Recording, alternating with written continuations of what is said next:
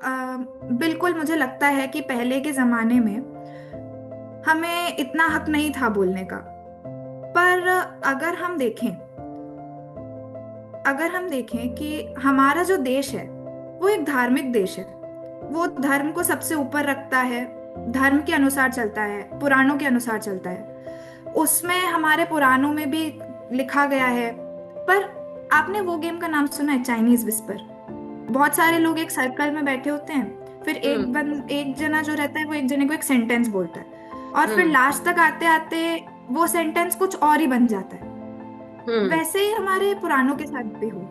उसमें जो हमारे नियम लिखे गए, उसमें जो हमारे बातें लिखी गई, वो बहुत साइंटिफिक हुआ करती थी।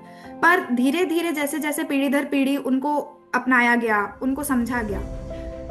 पहले तो मोनार्की हुआ करती थी, एक राजा हुआ करता था हम्म। और सब उनकी प्रजा हुआ करते थे। उसके अनुसार जैसा राजा ने कहा, जैसा नियम राजा ने समझा, जैसा नियम राजा ने बनाया, उस अनुसार ही लोगों को मानना पड़ता था। हम्म।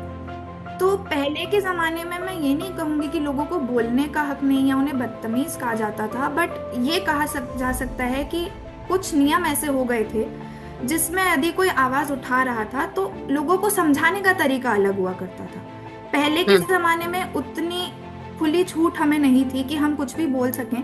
लेकिन जब हम बोलते थे, हम अपनी बात लोगों तक, हमारी बात पहुंचाने का तरीका जो आज हम सीधे जाके बोल देते हैं, वो हम्म। पुराने जमाने में अलग हुआ करता था, क्योंकि एक राजा हुआ करता था। और अब आज के जमाने में हम यदि देखें तो आजकल का देश एक डेमोक्रेटिक देश है, by the people, for the people, of the people. जब लोग ही, जहाँ लोग ही राजा हैं, लोग ही चुन रहे हैं अपने नेता को और लोग ही बोल रहे हैं। आजकल की ये फ्रीडम हमारी, जैसे गवर्नमेंट बदली, इवोल्यूशन हुआ, वैसे ही हमारा धीरे धीरे लोगों ने पुराणों के सही मतलब समझे कि हमारे पुराणों में लिखा क्या गया था, वो कहना क्या चाह रहे थे।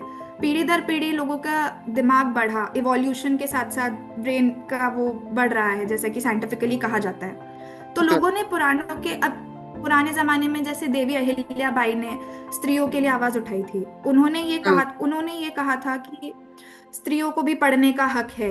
राजा हम्म। राम मोहन रॉय जी ने ये कहा था कि बाल विवाह, सती प्रथा नहीं होनी चाहिए, और करेक्ट। जो विधवा हैं उनका फिर से पुनर्विवाह शादी होना होनी चाहिए। चाहिए। हम्म। हाँ, पुनर्विवाह होना चाहिए। उन्होंने भी आवाज उठाई थी, पर उन्हें बदतमीज या फिर ऐसा नहीं ठहरा गया था। उन्होंने ये कहा, उनकी बात को समझने वाले जो थे बट उन्हें वो लोग उसका थोड़े, रिपरकशन सहना पड़ा था, डॉक्टर राजा राम मोहन रॉय उनको, को।